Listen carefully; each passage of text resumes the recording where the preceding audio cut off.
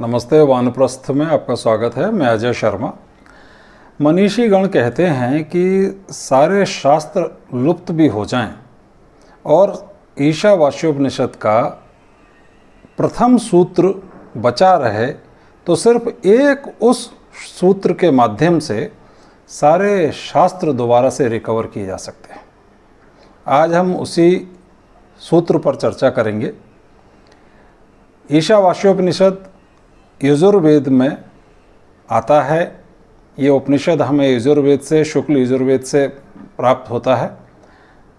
इसका प्रथम सूत्र है ईशावास्यमिदं सर्वं यत् किंचित जगत्याम जगत तेन त्यक्तेन भुंजीथा मा गृधः कस्विद्धनम्।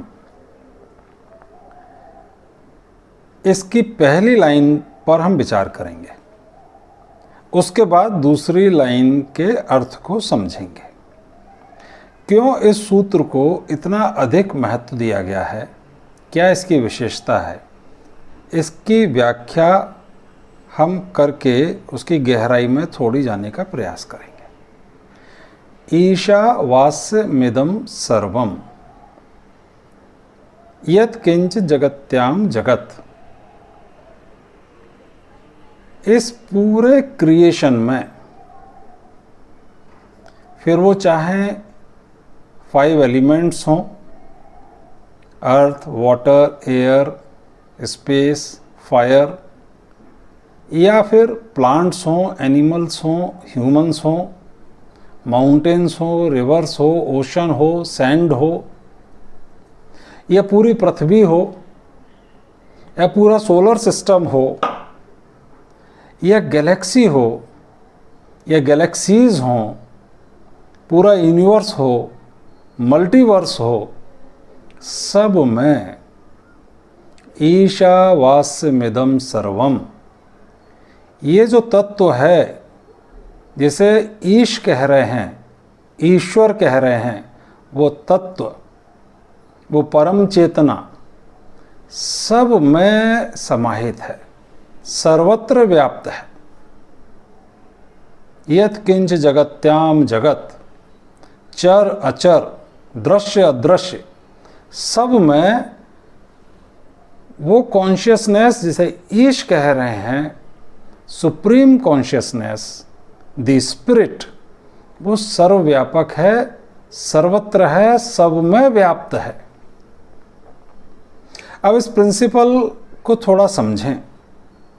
जब एक ही तत्व सर्वत्र व्याप्त है, एक ही अनडिवाइडेड कॉन्शियसनेस या एक रूलिंग प्रिंसिपल या कहें एक ऑर्गेनाइजिंग प्रिंसिपल सर्वत्र है, तो टाइम एंड स्पेस उस रूलिंग प्रिंसिपल के लिए, ईश्वर के लिए एग्जिस्ट ही नहीं करता, क्योंकि दैट ईश्वरा is present at every moment and at every point, at every time.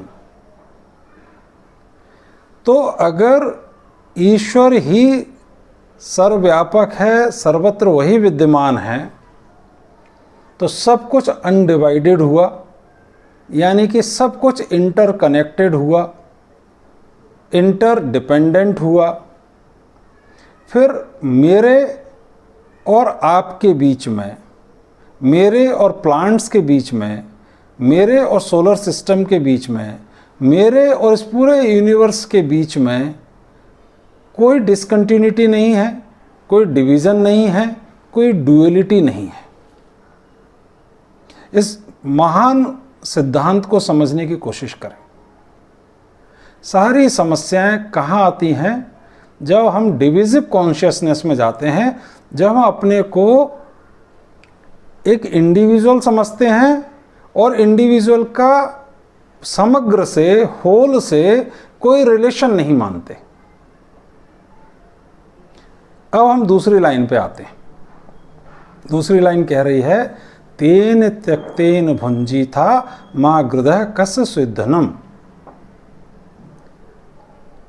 अगर ये बात है कि सर्वत्र एक ही प्रिंसिपल, एक ही रूलिंग प्रिंसिपल, एक ही ऑर्गेनाइजिंग प्रिंसिपल है, एक ही सत्ता है जो सबको गवर्न कर रही है, तब मैं जो एक इंडिविजुअल की तरह जी रहा हूँ, एक इंडिविजुअल कॉन्शियसनेस में जी रहा हूँ, मैं कैसे उस आनंद की स्थिति को प्राप्त कर सकता हूँ जो कि मेरे जीवन का उद्देश्य है। तो यहाँ मूल मंत्र, मूल सिद्धांत, मूल शिक्षा दी है, इंजॉय विथ अनअटैचमेंट, अनअटैच्ड इंजॉयमेंट, तेन त्यक्तेन भुंजी था। रिनंसिएशन के द्वारा, डिटैचमेंट के द्वारा आप उस आनंद को प्राप्त कर सकते हैं, क्योंकि माँ हृदय कस्य सुधनम, ये जो दूसरे का धन है, दूसरे की प्रॉपर्टी है, ये भाव कब आता है? जब हम डिविजिव कॉन्शियसनेस में होते हैं, जब हम इंडिविजुअल कॉन्शियसनेस में होते हैं। हमें लगता है कि ये सामने वाले की उपलब्धियां हैं, ये सामने वाले की प्रॉपर्टी है, ये सामने वाले का वैभव है, ये दूसरे व्यक्ति का वैभव है, ये मेरा नहीं है। क्यों?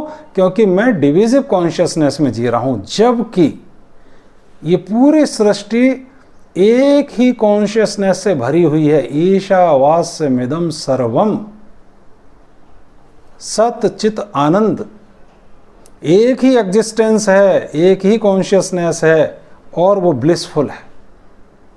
लेकिन जैसे ही हम एक कॉन्शियसनेस के भाव से बाहर हटके डिविजिव कॉन्शियसनेस में आते हैं, मैं अपने को अलग मानता हूँ, सामने वाले को अलग मानता हूँ, तो हमारा ये आनंद तिरोहित हो जाता है। तो ईशावास्यमिदं सर्वम यत् किंच जगत्याम जगत तेन त्यक्तेन भुंजी था माँ हृदय कस्य धनम। ये इतना बड़ा ज्ञान, इतनी बड़ी विचारधारा हमें उपनिषद से मिल रही है कि इस पूरी सृष्टि में हम समझें ना समझें, एक ही कॉन्शियसनेस, एक ही दिव्य सत्ता, जिसे ईश्वर कहते हैं, ईश्वर तत्व कहते हैं, वो न सिर्फ विद्यमान है बल्कि वो रूलिंग प्रिंसिपल भी है, यानी कि वो उसको चला भी रहा है। तो मेरे अंदर भी वही है, आपके अंदर भी वही है। जब ये भाव हमारा उत्पन्न हो जाएगा तो हम कैसे जिएंगे? डिटैच्ड भाव से, रिनंशिएशन के भाव से, पोजेशन के भाव से नहीं जिएंगे, मेरे और तेरे के भाव से नहीं जिएंगे। मैं और मेरा, ये हमारी कॉन्शियसनेस के एक्सपेंशन को लिमिट करता है, यही डिवीज़न क्रिएट करता है। जब हम मैं और मेरा के भाव से निकलेंगे और अनअटैच्ड इंजॉयमेंट की तरफ बढ़ेंगे तो हमारा जीवन सार्थक होगा और हम उपनिषद की इस महान शिक्षा को धारण कर पाएंगे कि ईशावास्यमिदं सर्वम यत् किंच जगत्याम जगत तेन त्यक्तेन भुंजीथा माँ हृदय कस्य धनम।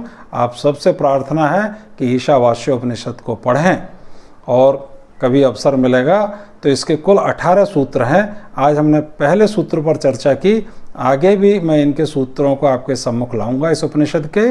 तब तक के लिए मैं आपसे विदा लेता हूँ। अगर आपको वीडियो अच्छा लगा हो तो सब्सक्राइब करें, शेयर करें, लाइक करें, कमेंट सेक्शन में अपने कमेंट्स लिखें। Thank you very much. नमस्कार।